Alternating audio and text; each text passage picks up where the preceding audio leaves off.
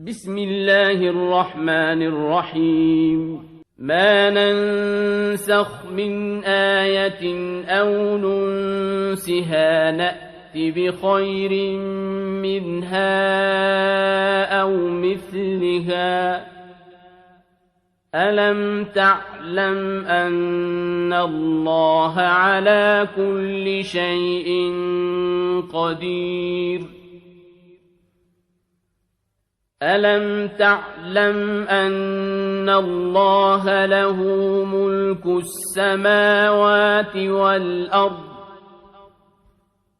وما لكم من دون الله من ولي ولا نصير أعوذ بالله السميع العليم من الشيطان الرجيم بسم الله الرحمن الرحيم الحمد لله رب العالمين وبه نستعين وصلى الله على محمد وأتباعه الطاهرين وعلى الله عليهم أجمعين من الآن إلى قيام يوم الدين آمين رب العالمين.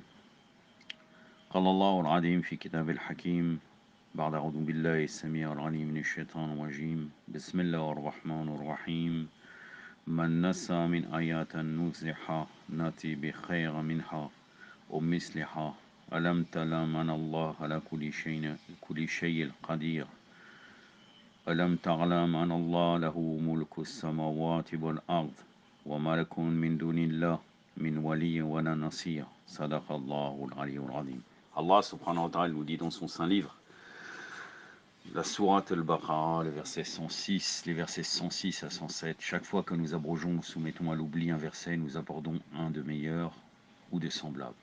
Ne sais-tu pas que Allah domine sur toute chose? Ne sais-tu pas qu'Allah appartient au royaume des cieux et de la terre, et que vous n'avez en dehors d'Allah ni protecteur ni secoureur?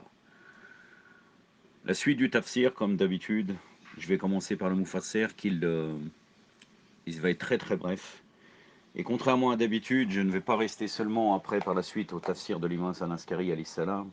Je vais citer un autre ouvrage pour vous parler du sens ésotérique de ce qui a été dit.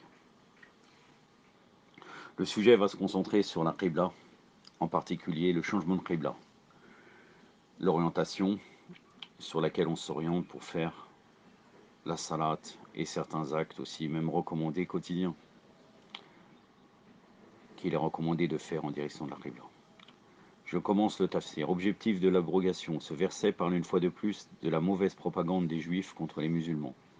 En effet, il disait parfois aux musulmans, la religion est la religion des Juifs. La Qibla est la Qibla des Juifs. Raison pour laquelle votre prophète prie en s'orientant vers notre Qibla, Bayt al-Muqaddas.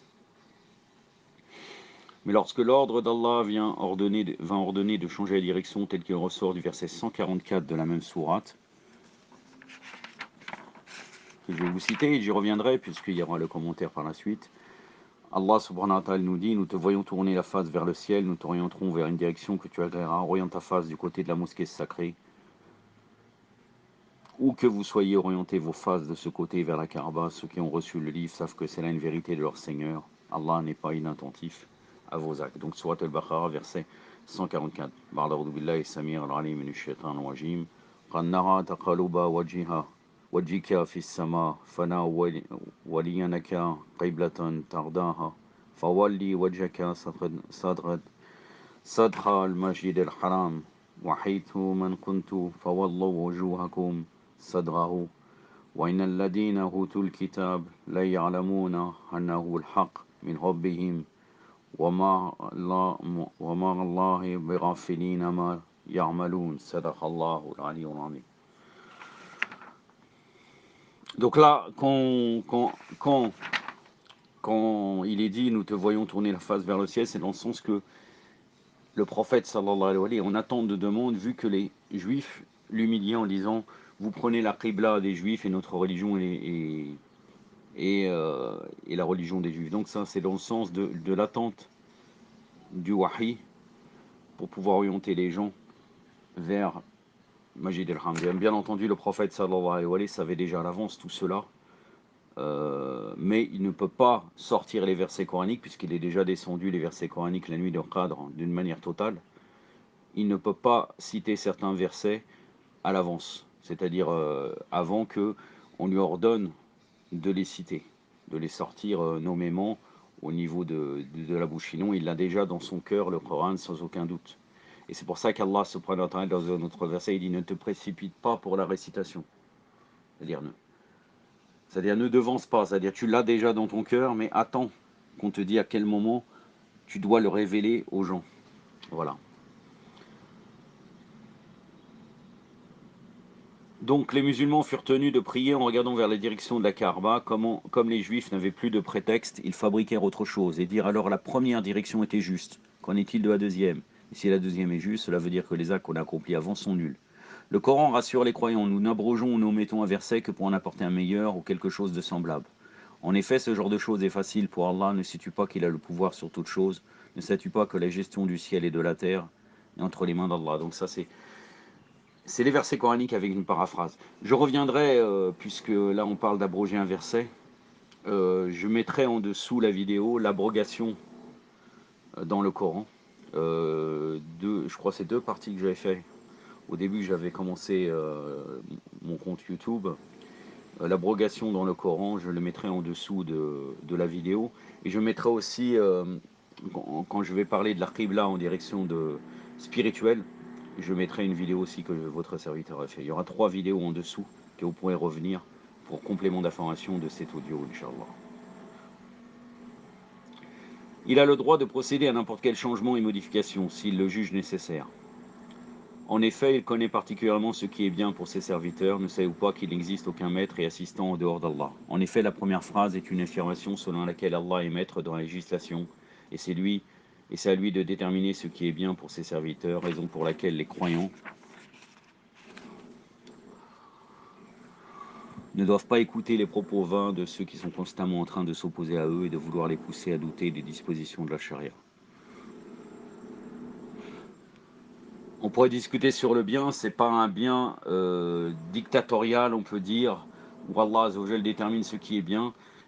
Ce qui est bien, c'est en conformité avec la nature innée des gens, des êtres humains. C'est pour ça qu'il y a pas mal de choses que les gens ne sont pas forcément des religieux et ne sont pas forcément d'une religion particulière, et ils peuvent déterminer d'une manière exacte, sauf si vraiment leur fitra a été pourri, ce qui est bien ou ce qui est mal d'une manière générale. Donc toujours, là sur ce côté de la Qibla, on ne peut pas le déterminer, il y a besoin de la législation d'Allah Azzawajal, mais le bien, c'est le bien rationnel. C'est prouvable facilement, contrairement à ce que peuvent dire les mukhalifin. Les mukhalifin te disent que c'est Allah Azzawajal qui détermine ce qui est bien, bien entendu c'est vrai, c'est une parole vraie, et en vérité même si ça serait mal, ça serait bien aussi, ça n'existe pas. C'est-à-dire de dire que Allah Azzawajal légifère et il légifère le bien, ça c'est sûr et certain. Mais intrinsèquement, il est le bien. Et ce bien rationnel et en accord avec Allah. Il n'y a pas de fracture. La deuxième constitue une mise en garde vis-à-vis de ceux qui cherchent protection auprès d'autre chose que Allah, car dans l'univers, il n'y a que lui qui est le seul soutien. N'oublions pas d'ajouter que l'abrogation du point de vue linguistique signifie faire disparaître. Mais dans le langage de la religion, il prend le sens de changer ou substituer un jugement et le remplacer par un autre. Certes, nous reviendrons encore sur ce sujet dans les lignes à venir. J'en arrive au tafsir de l'imam Hassan Askari alayhi salam.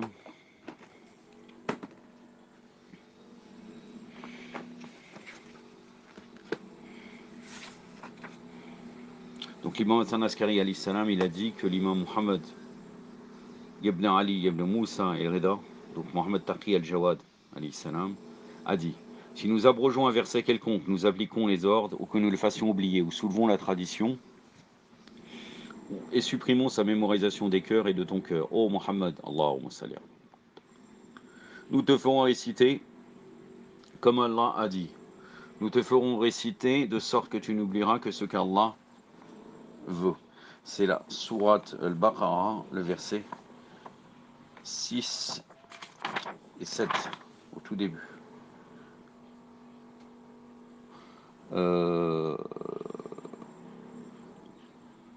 Non, c'est une erreur. Je le pensais bien en plus, je ne me rappelais pas qu'au début de Surat al-Baqarah. Ala kulli hal, khair inshallah. Laissons, normalement c'est un verset, mais laissons que l'imam a dit, voilà, il a parlé à Allah Azzawajal, et donc de toute façon c'est bon aussi, de toute façon. Parce que parfois il y a même un hadith rotsi. Mais là c'est un verset qui existe, sauf que la référence n'est pas la bonne. Nous te ferons réciter de sorte que tu n'oublieras ce qu'Allah veut, et son souvenir sera enlevé de ton cœur. Nous en apportons un meilleur, c'est-à-dire meilleur pour toi, et le suivant est meilleur. Attendez.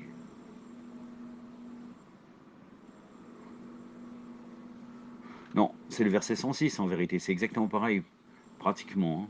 Chaque fois que nous abrogeons ou soumettons à l'oubli un verset, nous apportons un de meilleur ou de semblable. Donc là on pourrait considérer que ça s'adresse au prophète, sallallahu alayhi wa alayhi. C'est-à-dire meilleur pour toi, et le suivant est meilleur en termes de récompense pour toi, et plus correctif pour toi que le premier verset abrogé. Ou un semblable pour ta correction, c'est-à-dire cela n'a été ni abrogé ni changé, mais c'est pour votre amélioration. Amélioration de la communauté, bien entendu. Ensuite, Allah dit, ne sais-tu pas qu'Allah est omnipotent, car il est puissant et a le pouvoir d'abroger. Ne sais-tu pas, ô Muhammad, Allahumma salli ala Muhammad wa ali Muhammad wa lajjal faraj wa man'anad, car Allah appartient au royaume des cieux et de la terre. Il connaît son évolution, il planifie pour toi son savoir. Et qu'en dehors d'Allah, vous n'avez ni protecteur, Allah le Tout-Puissant a un savoir exceptionnel, ni secoureur. Il n'y a pas de secoureur qui vienne à ton secours de ce que tu abordes, à part Allah. L'imam Muhammad ibn Ali al-Baqir alayhi salam a dit, et notre Seigneur abrogea et altéra pour votre correction et amélioration, ainsi vous devez croire en cela. Et cela augmente les récompenses pour vous grâce à cette ratification, parce qu'Allah fait cela pour votre correction et intérêt. Ne sais-tu pas, ô Muhammad, Allahumma salli ala Muhammad wa car Allah appartient au royaume des cieux et de la terre, et il les gouverne par sa grandeur et puissance, et fait ce qu'il désire, personne ne peut faire plus tôt ce qu'il a décidé d'annuler, et personne ne peut annuler ce qu'il a décidé d'apporter plus tard. Ensuite, Allah a dit, et qu'en dehors d'Allah, au groupe de juifs et ceux qui ont falsifié les enseignements de Muhammad, ou Muhammad sallallahu alayhi wa alayhi, combattu contre l'abrogation des lois. Vous n'avez ni protecteur qui protégera vos intérêts, ni secoureur autre qu'Allah qui peut chasser la punition de vous. Imam Hassan Askari alayhi salam a dit, et lorsque le messager d'Allah sallallahu alayhi wa alayhi était à la Mecque, Allah ordonna de faire face vers la maison al-Maqdas, Bayt al-Maqdas, durant ses prières, et de mettre la Kaaba au milieu si possible, et si cela n'était pas possible, alors de les faire uniquement dans la direction de Bayt al-Maqdas comme avant. Et le messager d'Allah a fait cela durant une période de 13 ans. Et lorsqu'il était à Médine, il faisait face à la Bayt al-Maqdas et pas vers la Kaaba durant 17 mois. Un groupe de juifs obstinés est venu et a dit, par Allah, Muhammad ne sait pas comment prier dans la mesure où il se dirige dans notre direction et adopter nos voies et habitudes dans ses prières. Jibril alayhi salam est arrivé, le messager d'Allah lui a dit, oh Jibril, cela serait bien si Allah changeait la direction de la Bayt al-Maqdas pour la Kaaba parce que j'ai été blessé par les paroles des juifs concernant la direction. Donc vous voyez très bien que le prophète sallallahu alayhi wa sallam, c'est d'avance les versets. Il dit voilà, maintenant, dis-moi de dire, même si encore une fois, il ne peut pas, il n'est que le serviteur, mais il est l'intermédiaire entre Allah Azzawajal et le prophète sallallahu alayhi wa sallam.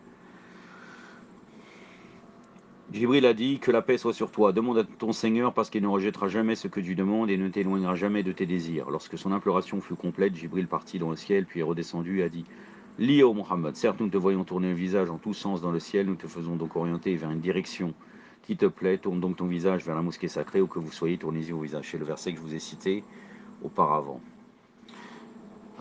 Juste avant, il y a le verset 142. Allah leur a répondu, après les Juifs ont dit à ce propos, qui les a détournés dans la direction vers laquelle ils s'orientaient, c'est le verset 142 hein, de la sourate al-Baqarah.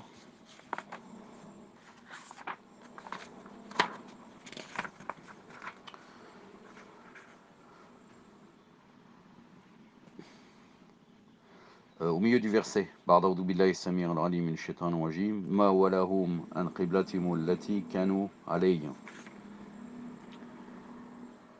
Allah a répondu magnifiquement, c'est Allah qui appartient à l'Est et l'Ouest. Donc la suite du verset, Ba'da'udhu billahi samir al-alim min shaitan wajim. Qulillah mashriqi wal maghrib. Et il est le propriétaire de ceci, a placé en toi l'effort de te tourner dans la direction. Yadi man yasha ila sirat al-mustaqim. Il guide qui il veut, sadaqallahu al-ghaliyyul azim. Il guide qui il veut vers une juste voie. Et cela est pour votre amélioration et l'obéissance à cette volonté les conduira dans les délicieux jardins. L'imam Abu Muhammad, donc l'imam Hassan Askari alayhi salam, a dit, un groupe de juifs est venu voir le messager d'Allah et a dit, oh Muhammad, c'est la direction de Bayt al-Maqdas, sallallahu alayhi wa alayhi, dans laquelle tu as prié pendant 14 ans, et dont avant tu l'évites. Alors tu étais étais-tu à ce moment-là dans la vérité? Si cela est le cas, ça veut dire que tu es maintenant dans le mensonge, parce que l'opposé de la vérité est le mensonge. Donc là, ils ne comprennent pas l'abrogation en fait. Ou alors tu étais sur le mensonge avant lorsque tu priais vers le Maqdas. Le messager d'Allah sallallahu alayhi wa alayhi, a répondu: cela était la vérité, cela l'est toujours. Allah dit: c'est Allah qui appartient à l'Est et l'Ouest, il guide qui il veut vers un droit chemin. S'il trouve que cela est meilleur pour vous, aux serviteurs, de faire faste à l'Est, alors il vous ordonnerait. S'il trouve cela est mieux à l'Ouest, alors il vous l'exigerait également. Et s'il trouve que c'est mieux pour vous une autre direction, il vous l'ordonnerait aussi. Ne vous rebellez pas contre le plan d'Allah, car celui-ci est une amélioration pour ses serviteurs. Ensuite, le messager d'Allah sallallahu alayhi wa sallam leur a dit: vous avez évité le travail le samedi, puis vous avez travaillé ce jour-là, puis l'avez évité de nouveau, puis travaillé après cela. Avez-vous évité la vérité pour le mensonge, ou le mensonge pour la vérité, ou le mensonge pour le mensonge, ou la vérité pour la vérité? Dites ce que vous voulez, cela sera la parole de Muhammad sallallahu alayhi wa sallam, sa réponse pour vous. Ils ont dit: notre évitement du travail le samedi était dans la vérité, et notre travail après le fut également. Le messager d'Allah sallallahu alayhi wa sallam répondit: c'est exactement la même chose concernant la direction de Bayt al-Maqdas, qui fut vrai un certain temps, puis la direction de la Kaaba dans cette période qui est dans la vérité. Ils ont dit: oh Muhammad sallallahu alayhi wa sallam, ton Seigneur a fait une innovation en t'ordonnant, comme tu le prétends, d'avoir changé la direction de ta prière de al-Maqdas à la Kaaba. Entre parenthèses, juste avant, cela démontre que la législation des Juifs n'a pas été toujours semblable. C'est-à-dire qu'en fait, à un moment donné, ils étaient interdits pour travailler le samedi. C'est revenu après qu'ils pouvaient travailler. Après, ça a été encore changé. Jusqu'à que maintenant, dans leur charia, c'est interdit de travailler le samedi. Ton Seigneur a fait une innovation en t'ordonnant, comme tu le prétends, d'avoir changé la direction de ta prière de Al-Maqdas à la Kaaba. Le messager d'Allah sallallahu alayhi wa sallam répondit: il ne s'agit pas d'innovation dans ce cas-ci, car Allah est conscient des conséquences et il a le pouvoir d'améliorer la situation. Et cela n'est pas possible que cela soit une erreur, ni qu'il s'agisse d'une opinion en opposition à ce qui était avant, que cela ne soit un obstacle pour l'empêcher de faire ce qu'il a l'intention de faire. L'innovation n'a pas lieu à moins que ces qualités ne soient présentes chez quelqu'un, et il est le Tout-Puissant et plus encore. Ensuite, le messager d'Allah sallallahu alayhi wa sallam leur a dit: ô Juifs, dites-moi, est-ce que Allah donne la maladie, puis donne la santé, puis la maladie? Y a-t-il une innovation dans cela? Ne donne-t-il pas la vie et ensuite la mort? Est-ce une innovation de sa part? Ne donne-t-il pas la nuit après le jour et le jour après la nuit? Innove-t-il dans tout cela? Ils ont répondu non.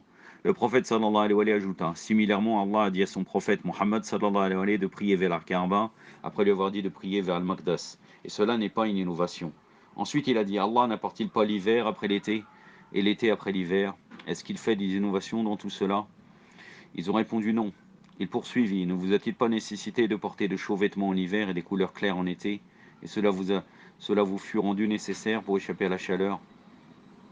Y a-t-il une innovation dans tout ce qu'il vous a ordonné de faire en hiver et qui est en opposition à l'été? Ils ont répondu non. Le messager d'Allah sallallahu alayhi wa sallam a dit: similairement, Allah voulait votre obéissance dans certaines matières durant une période, et puis différemment dans une autre période. Si vous êtes obéissant à Allah dans toutes ces conditions, alors vous mériteriez ces récompenses. Allah fit descendre, Allah seul appartient l'Est et l'Ouest, où que vous tourniez, la face d'Allah est donc là. C'est le verset 115 de la sourate numéro 2, on y reviendra prochainement, Inch'Allah.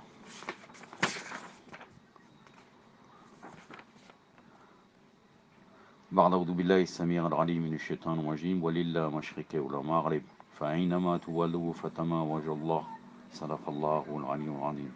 Ce qui veut dire: partout où vous tournerez par son ordre, c'est là où se trouvera celui auquel vous ferez comme Allah attendrez de ses récompenses. C'est très important parce que vous tournez par son ordre.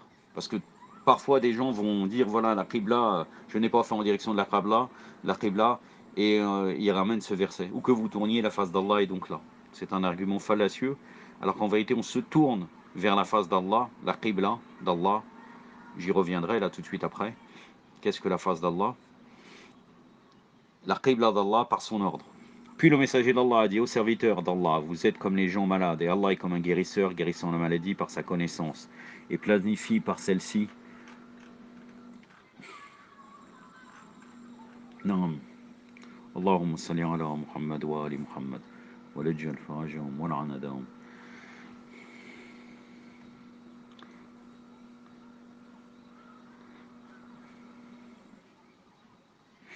Allahumma salli ala Muhammad wa ali Muhammad.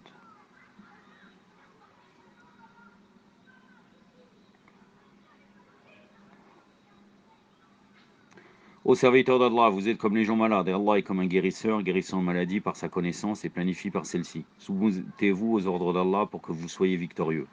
Quelqu'un a demandé au fils du messager d'Allah, pourquoi la première direction fut ordonnée. Il répondit, Allah le sublime a dit, et nous avions établi la Qibla, et cela était la Bayt al-Maqdas, vers laquelle tu te tournais, que pour savoir qui suit le messager d'Allah, et qui s'en retourne sur ses talons. Donc en fait c'était une épreuve pour les gens.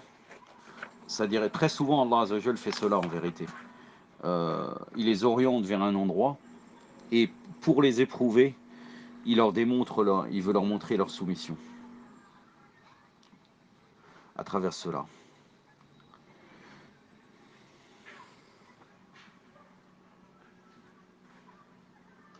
Donc là c'est dans le verset 143 au milieu.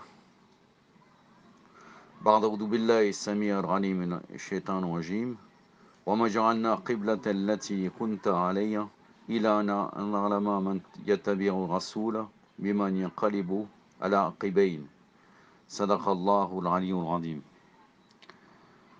Ceux qui existent maintenant et ceux qui viendront exister, la préférence des gens de la Mecque était la Kaaba. Allah voulait différencier les soumis à Muhammad sallallahu alayhi wa sallam, les opposants, leur demandant de suivre la direction qu'ils détestaient. Et Muhammad sallallahu alayhi wa sallam a ordonné cela. Et la préférence des gens de Médine était Bayt al-Maqdas. Et ils furent obligés de faire l'opposé en se tournant vers la Kaaba. Ainsi les soumis à Muhammad sallallahu alayhi wa sallam seraient différenciés de ceux qui le détestent. C'est une épreuve. Voilà, on peut dire c'est une épreuve. Puis Allah dit c'est un changement difficile, mais pas pour ceux qu'Allah guide. C'est-à-dire leur phase vers Bayt al-Maqdas durant une période fut difficile pour eux, sauf pour ceux qui étaient guidés par Allah. Allah savait qu'en leur donnant l'opposé de ce qu'ils souhaitaient, leur obéissance serait dévoilée. Je vais terminer de faire de l'imam Hassan Askari alayhi salam. Et je vais m'orienter vers le commentaire de Ziyara Na'iyat al-Muqaddasa. Non, de Ziyarat Ali Yassin. Et le livre s'appelle Se tourner vers Allah par An-Na'iyya al-Muqaddasa. J'avais fait une vidéo beaucoup plus complète où je cite le passage en entier. Là, je vais m'orienter, où j'avais expliqué qu'est-ce que l'était la face d'Allah d'une manière beaucoup plus détaillée. Je mettrai la vidéo en dessous, cet audio présente. Déjà, premièrement, le visage, puisque le visage, de toute façon, c'est aussi la Qibla. On se oriente vers le visage d'Allah Azzawajal. Et le premier sens, le plus inférieur des sens, c'est le signe de la beauté apparente et le moins de différenciation du reste de ses pairs. C'est la Kaaba, le lieu de naissance de notre maître, l'imam Ali alayhi salam.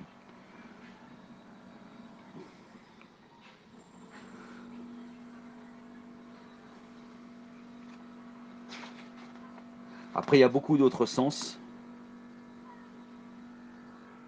qui sont orientés vers nous-mêmes, mais la face d'Allah Azzawajal, il est dit qu'il n'est pas caché que Allah est en son essence bien plus majestueux, puissant, élevé que les créatures, malgré leur multitude, puissent se placer face en face de lui. Donc c'est impossible pour nous de se placer en vérité en face d'Allah. Par conséquent, lors de leur intention envers Allah, ils ne se tournent vers lui et ne lui font face que par sa noble face. La face d'Allah, comme le sens de la face est ce par quoi toute chose est vue, connue et face à laquelle on se place, la face d'Allah est donc ce par quoi on connaît Allah, ce par quoi on l'adore. C'est-à-dire que pour pouvoir, la face d'Allah, c'est à travers cette face qu'on pourra vraiment adorer Allah et on pourra connaître Allah.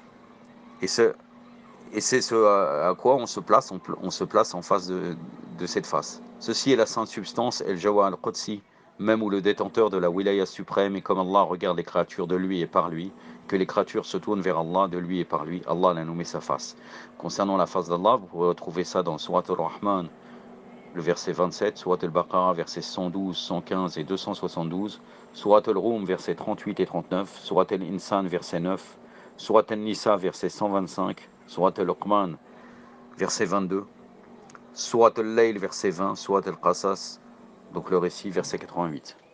Et en réalité, les imams infaillibles, alayhi salam, sont la face d'Allah. Il n'y a pas de doute sur le fait que le supérieur inclut ce qui inclut ce qui lui est inférieur, en fait des particularités de signes distinctifs, de valeurs et de qualités, avec en plus ce que le supérieur a comme supériorité particulière. Il a été abondamment rapporté dans un hadith que les imams infaillibles alayhim salam, sont en réalité la face d'Allah et qu'ils en possèdent tous les degrés. Plus encore, ils sont le côté suprême, el wajh al-uliya, Pour tous les êtres, ils sont la réalité de la face d'Allah. Ce sont eux la manifestation divine apparente dans tous les degrés de sa face. L'impulse, ces degrés sont un degré de la manifestation de leur réalité, et c'est par eux et grâce à eux que ces degrés sont les degrés de la face d'Allah. C'est en raison d'eux que l'honneur rendu, le respect, les lois et les règles de bienséance envers ces degrés de la face d'Allah sont nécessaires. Et du fait que ces degrés sont lieu de manifestation de la réalité des imams infaillibles, alayhimus salam, il est obligatoire de se tourner vers Allah par eux. Il ne reste donc à plus forte raison nulle issue autre que de nous obliger par rapport aux imams infaillibles, alayhimus salam, à ce que nous reconnaissons comme obligatoire pour le reste des degrés, par le biais des lois et des traditions. Donc en fait, pour vraiment adorer Allah et se tourner vraiment vers la Kaaba, on doit voir la Kaaba extérieure et la Kaaba spirituelle qui est l'imam. أكتفي بهذا القدر وصلى الله على محمد وعلى آله وصحبه والسلام عليكم ورحمة الله